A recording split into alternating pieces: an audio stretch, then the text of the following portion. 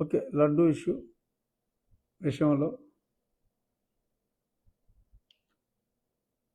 పవన్ కళ్యాణ్ గారికి ఆ పచ్చి నిజాన్ని బయటపెట్టిన పెద్దలు గౌరవనీయ ముఖ్యమంత్రి చంద్రబాబు నాయుడు గారికి, అలాగే ఆ ప్రాసెస్ అంతా, ఆ ప్రక్షాళన, ఆ ఏంటది సంప్రోక్షణ, ఇవన్నీ చేయటంలో మరి పవన్ కళ్యాణ్ గారు సనాతన హిందూ ధర్మాన్ని కాపాడటానికి ఆయన 11 రోజుల దీక్ష, ఒక సాధువుల, ఒక మునిల మరి ఆయన టేకప్ చేసి సనాతన ధర్మం మీద ఎవరైనా కామెంట్లు చేస్తే ఊరుకునేది లేదు అని మరి చాలా చాలా గట్టిగా ఆయన చెప్పడం జరిగింది. Hats off. ఎందుకంటే ఒక రాజకీయ నాయకుడు, ఒక పార్టీ అధినేత అలా మాట్లాడగలగటం చాలా కష్టం, చాలా కష్టం. బట్ ఆయన ఆ బ్యారియర్ని దాటి ముందుకెళ్ళిన రాజకీయ నాయకుడిగా హ్యాట్స్ ఆఫ్ చెప్పక తప్పదు. నేను పార్లమెంట్లోనూ మాట్లాడా, హిందూ బోర్డు కావాలి, ముస్లిమ్స్కి బోర్డు ఉంది, క్రిస్టియన్స్కి ఉంది, వై నాట్ ఫర్ హిందూస్? వాళ్ళ ఆస్తుల జోలికి మీరు వెళ్ళరు, వాళ్ళకి అన్నీ చేస్తున్నారు, మా ఆస్తులు తీసేసుకుంటున్నారు, మీరు ఎందుకు తీసుకోవాలి? హిందువులకు బోర్డు ఉండాలి అని పార్లమెంట్లో మాట్లాడిన ఒకే ఒక వ్యక్తిని నేను. చాలా ఇన్ఫర్మేషన్ చెప్పాను అప్పుడు, ప్రధానమంత్రి గారికి కూడా కలిసినప్పుడు ఇచ్చాను. అక్కడ ఇంకా సంబంధిత మంత్రులకు కూడా ఇవ్వటం జరిగింది.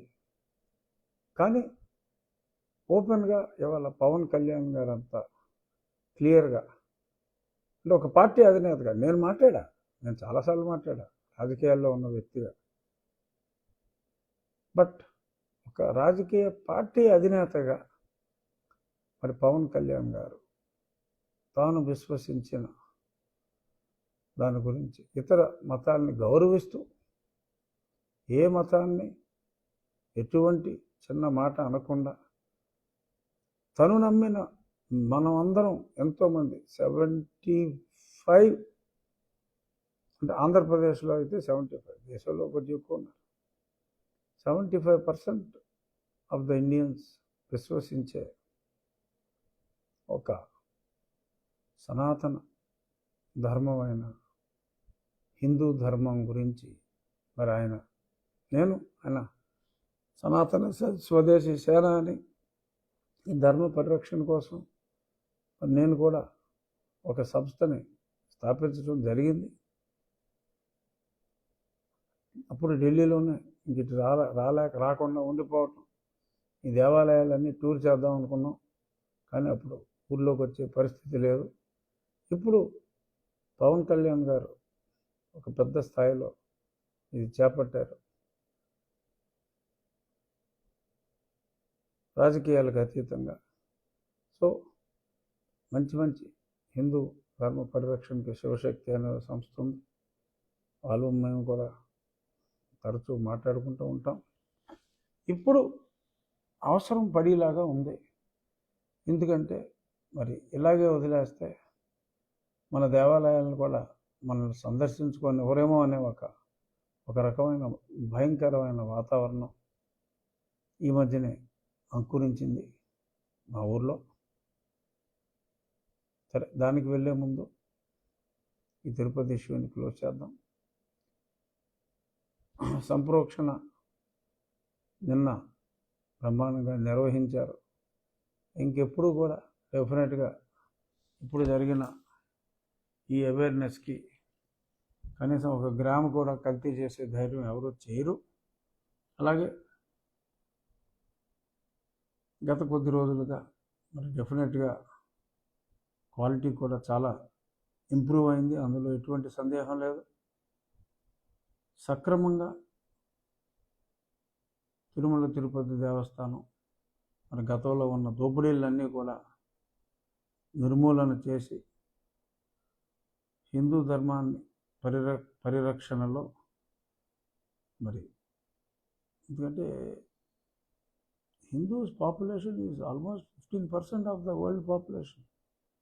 మరి 15% ప్రపంచ జనాభా దే వర్షిప్ లార్డ్ వెంకటేశ్వర. అటువంటి వెంకటేశ్వరుడు మన రాష్ట్రంలో వెలవటం మనందరి అదృష్టం. సో కాబట్టి ఒళ్ళు దగ్గర పెట్టుకుని రేపు ట్రస్ట్ బోర్డులో ఎవరినేసినా అందరూ కూడా ఒళ్ళు దగ్గర పెట్టుకుని సేవ చేయవలసిన అవసరం ఎంతైనా ఉంది. ముఖ్యమంత్రి గారు, పవన్ కళ్యాణ్ గారు, వీరందరూ సమిష్టి నాయకత్వంలో డెఫినెట్గా దేవస్థానంలో భవిష్యత్తులో ఏ చిన్న తప్పు కూడా జరగకుండా, అలాగే అక్కడ ఉన్న అన్య మతస్థులు ఎవరైనా కూడా మరి చాలామంది రాంగ్ సర్టిఫికెట్స్తో వచ్చారు. అన్య మతస్థులు మతానికి సంబంధించిన సంస్థల్లో, అన్య మతానికి సంబంధించిన సంస్థల్లో ఉండటానికి వీల్లేదు. అదేం ప్రభుత్వ సంస్థ కాదు. పర్సంటేజీల ప్రకారం ఈ రిజర్వేషన్లు ఆ రిజర్వేషన్ అని పెట్టడానికి. ఇది హిందూ ధార్మిక సంస్థ. హిందువులంతా ఒకటే. హిందువులు ఎవరికైనా సరే ఉద్యోగం ఇవ్వచ్చు తప్ప అక్కడ హిందూ సర్టిఫికేట్తో జాయిన్ అయ్యి చర్చిలు నడుపుకుంటున్న వాళ్ళు కూడా ఉన్నారు. వాళ్ళు చర్చ్ బాగా నడుపుకొని ఉంది, తప్పులేదు.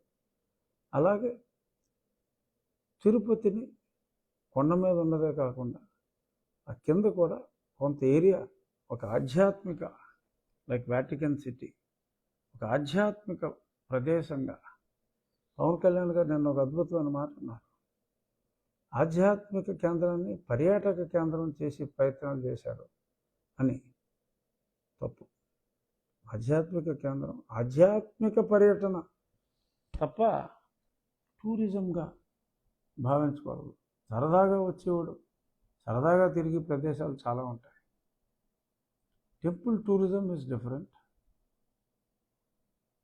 హ్యాపీగా షికార్ వెళ్ళే టూరిజం ఈజ్ డిఫరెంట్.